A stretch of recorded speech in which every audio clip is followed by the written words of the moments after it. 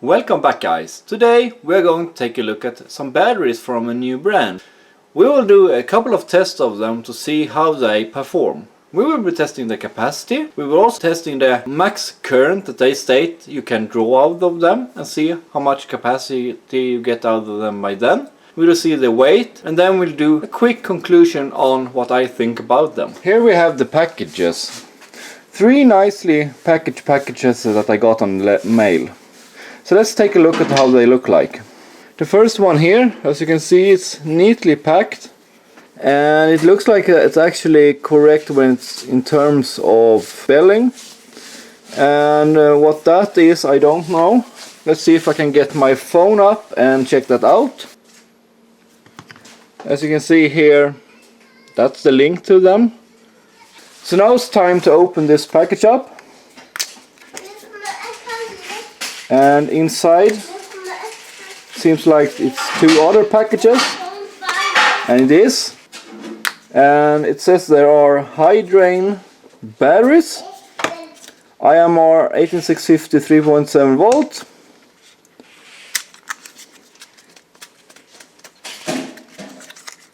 If I can get it out. Wow, that's a neat little battery. Continuous discharge of 20 amp, max pulse discharge 40 amp, 2.5 amp hours. I must say I'm impressed with how they look. So let's open this one up as well. That's the same. Yeah. Let's put them aside and we'll take this one and see if we have the same sort of batteries in this one.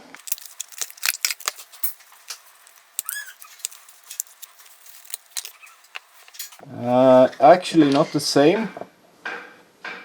That's 29, 30 amp max and 15 amp continuous, so it's a lower end. It's a little bit higher capacity by 2.9 amp hours.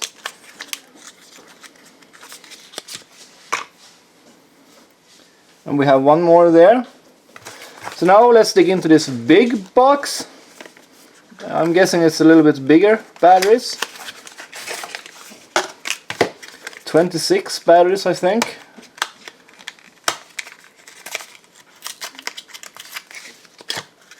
Wow. 5 amp hours, max 50 amps, continuous 25. That's impressive. And we have one more. It's time for the testing part. I have labeled all the batteries with 1, 2, 3, 4, 5, 6. And I have a spreadsheet at this end here on this computer where I get all the data in, and on this end here you will see the computer that is actually logging the discharge and charge curves, and so I get some kind of proof afterwards, and I will be uploading all the images for it. I will be doing at least 4 different tests. First of all, I'm going to test each and every one of them 2 times with their said discharge and charge rate. For the first 2 it's 0.2 C, that's half an amp. And then we will see if they perform the 2.5 amp hour that they are said to do. When those 2 runs are done, I will go back and discharge and test those with 1 amp, because 1 amp is a general rule where many of us are using, and that's just to see if it differs a lot. The last test will be to test them at their max current. For instance, in this one here it says max pulse 40 amp and continuous 20 amp. So I'm going to run this down at 20 amp continuously and see how big capacity change that is from 1 amp and from the nominal half an amp. But before we start, we will of course measure the voltage. So let's add them up to the system here and see what or how they perform. First one in there, and we remove those, and the second one in this one here. So as you can see here, we have 3.546 on this one and 3.552 on this one. I would consider this a little bit too low for a storage charge that they should be sent in. But for now, let's go with that and let's start the first charge.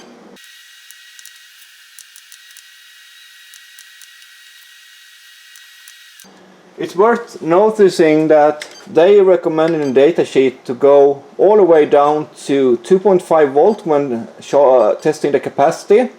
So let's do a cycle, and count is 2 and delay 3 min between each of them, and we do charge, discharge, and then we do a charge, discharge again. As you can see here, it's slowly moving upwards, and we are running at a current of green is up here, around 0.5 amp. That's where it's trickling. So I will now leave this, and this will take a couple of hours, and I will do all the tests, and I will get back to you when this is done. So let's do the first test where we actually go through and see if they will make the 20 amp continuous. There are a couple of things to think about before you do a test like this. 20 amp is a lot, and I've rigged it up as good as I can on the battery down here. The thing is with this battery holder is that the connection here is very thin, so I actually solder the cables on top here directly. I do not want to solder on the batteries itself to damage the battery for this test. I also rigged up 2 measurement wires here that go to the charger as well, to make sure that I have the correct measurements. And of course a multimeter as well is hooked up to make sure that the numbers on the display here matches up. The battery is just charged up, and I have the computer as well logging.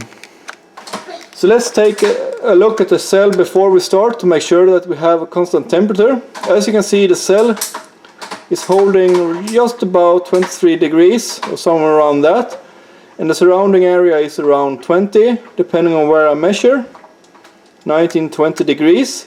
So that's what I have to work with today.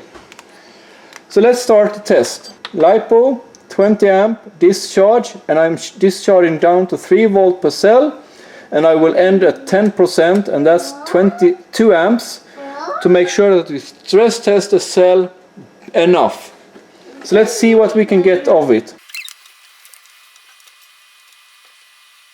So the test just started now, and you will see that the voltage will drop rather rapidly on the top here.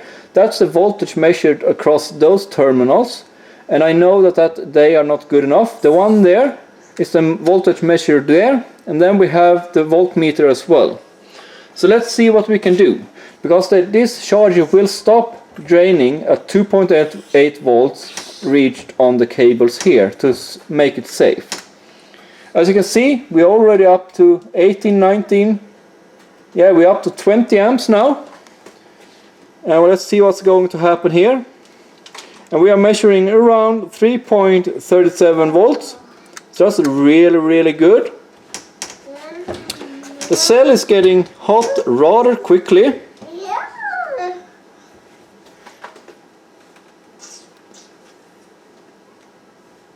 The cell in question only have 2.5 amp hours, and as you can see, we are already drained 250 milliamp hours out of it. And that's the limit we reach now at 2.8 volt at the cables, so it will start to lower the amperage soon, I think. The cell reached around 37-38 degrees now. Let's see. Actually, at the bottom there we can reach almost 60 degrees, and that is at the contact, and that's one of the limitations I have here. The contact is not that good. We are still pulling 18 amps.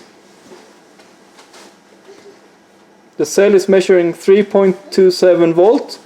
That's really good, I must say. I'm pretty impressed with the cell so far. Cell holds around 47 degrees. If we reach 60 degrees, I will stop,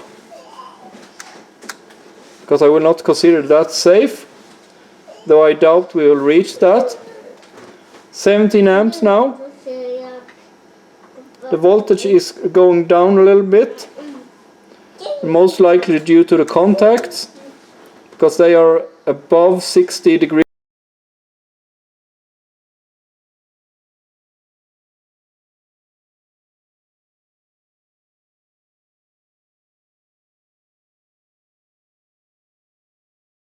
And due to the contacts, yeah, they are really hot. As you can see, the cable is going here. The cable is way too thin. And the contacts on the charger is actually 80 degrees. So that's one of the reasons that I cannot pull the full current out of the battery.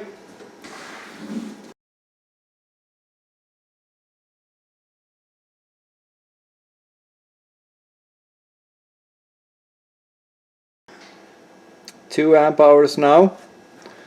The cell, when I measured it, had around 2.4 amp hours. So we're getting near the end. The voltage is dropping off now, 309 volts. We are down to just below 11 amps. 2.2 amp hours. The current is going down now.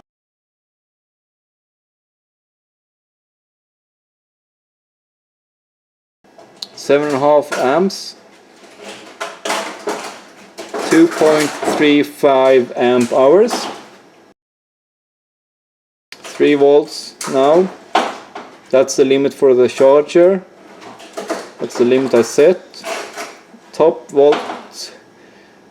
temperature is around 73 degrees Celsius.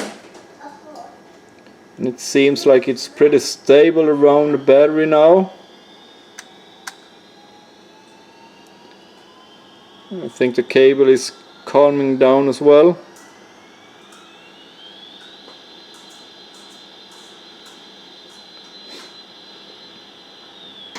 Four amps. Test is almost over.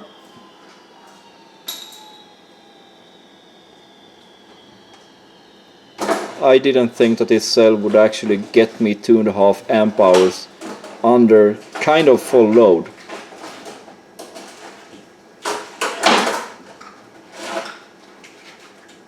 But it's very, very close. 3 amps.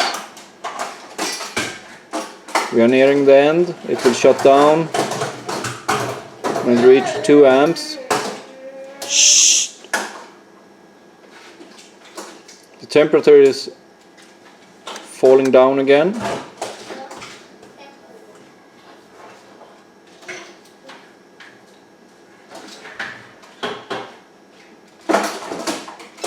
And that's it. Temperature is going down.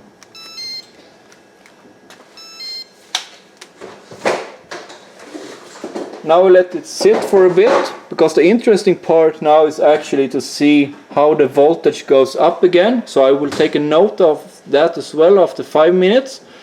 And this is pretty much how I do the test when I test the maximum current to be pulled out of them, to see how they actually perform. And on the other side here, I'm not sure if you can see it, I'm still logging all the values. So I will leave that as it is, and let's see what's going on.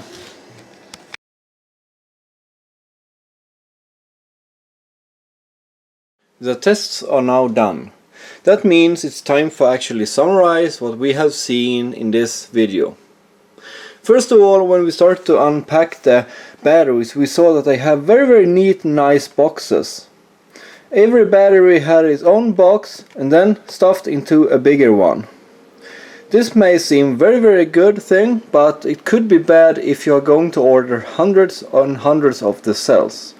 There's a lot of unpacking and a lot of material or waste, so that might be something to think about. I have though no clue on how they do when they have bigger packs. If we take a look at the page where they sell the stuff, as you can see here, the page itself have a lot of information. They do state what kind of charge you should go, the discharge, the capacity and stuff like that. Though the weight itself is actually wrong on one of the pages, where it actually said 50 grams on the cells instead of what it actually is. But if we leave the page for now and the packaging, it's actually time to actually talk about the cells itself, because that's the important thing among many of us people around here. First of all, these 650 cells that I have here, I had no possibility to do a full range test on them because I do not have a proper holder. And I do not want to solder on to them right now. So I will get back to you guys about a proper test on those. Even though that's the case, I did test the capacity. And they do state 5 amp hour capacity. And I did get that out of them. If you look down below, there will be links to the test and the data I will be presenting here today. If we start with the two batteries here on the left, if we take a look at them, they say that they should be having around 2.5 amp hours. The max pulse discharge is 40 amp and the continuous discharge current is 20 amp. If we check what we get during the test, first of all I did the normal capacity test that they claim to be at 0.2 C. And when doing that test, the first cells at 2.5 amp hours actually got somewhere around 2.4 amp hours. If you check the sheet, you will see that I got 2.38 on one of the cells and 2.44 on the other cell. And that is rather close, I would say, even though it's not dead on or just above. At the same time, I did test the cell with Opus charger as well, and then I got 2.58 and 2.53. I got a little bit slightly better number. So I would say that the 2.5 amp hour batteries are good on for the capacity. I also did a high capacity test when I tested the current going out of the batteries. And the first cells that you can see here actually have a continuous current of 20 amp. When I did that, that was very interesting because I did not know how far I should go with it. The first cell ended up at 73 Celsius and the second one gone all the way up to 85 C. But at the same time, the capacity that I did get out of them were astonishing. 2.475 and 2.470. And that's during the whole phase. It's worth noticing that the equipment I used for testing that, as you saw in the video, do have some issues due to the high current. But at the same time, measuring the voltage on the cell and still getting 20 amp out of it, it proved that the cell was really good. If we go to the second set that are 2.9 amp hours, the normal test I only got out somewhere between 2.7 and 2.8 amp hours from the iCharger. Meanwhile the Opus did 2.88 and 2.87. So that's very close too. Doing the same high capacity current draw test, I got very good numbers there as well. 2.78 and 2.80. The big cells, the 26650 cells, I did not do that kind of test. I only tested the capacity, and the capacity was tested at around 1 amp. And doing that, I did get out somewhere around 5 amp hours out of both of them. And that number is very good, I would say. The cells that you see in front of you, even though the page does not state it, they all have, regarding to the seller, both PTC protection and CID protection. The PTC for the temperature part itself to cut off, and the CID for the pressure inside. And that's good too. That will make the cells really safe. The weight of the batteries, as they suggested, they said that the 18650 batteries, the first two were around 50 grams. And the second one was actually around 46 grams. I did measure them to around 45 grams each. Plus minus 1 gram there is good enough. Though I do not know where they got the 50 gram from. When it comes to the 26650 battery instead, they also wrote that they are 50 gram. That's impossible to actually hold 5 amp hours. They should be around twice the weight. And measuring them, I got 95 gram out of those. So that does add up perfectly fine. Worth noticing is that if you're going to do high drain stuff out of them, make sure you have cooling. Because draining them down to zero at full current at a state, they will get above 70 degrees. And this is in open air. At the same time, running them at 1 amp as I did in the Opus did not cause any heat issues whatsoever. So what about the price compared to the capacity? What are my opinion on their price and capacity and the tests that I have done? Would I recommend them? But if we take it at 2.9 amp hour cells that I have here, and then we compare it to the Panasonic cells that I show you now. They are selling those for $2.69 each. But on the other hand, you can buy the Panasonic cells that have really good specifications, the same capacity. So the question is, are really the Ebat batteries cheaper than branded names that we know about? On the other hand, they are not more expensive. So basically guys, I cannot give you a statement saying these are better than any one of the other brands. They are kind of the same price, they do perform. I'm happy with them. It's actually one of the first branded batteries that actually did perform that I have tested. I want to thank you guys for watching another one of my episodes. In this episode I did review batteries from Ebat. If you want to take a look at them, I have links down below to their website where they sell them. The batteries in question did surprise me, and I do like them, they did perform. If you like this video, do not forget to give it a big thumbs up. If you haven't subscribed to my channel, don't forget to do that as well. And if you want to support me, there are links below how to do that. If you think your product is worthy that I take a look at them, do not forget to send me them. Just send me an email or send me a message and you will get my address and you have somewhere to send them. Just make sure that I will be honest of how I do the review and what I do and how I think about them.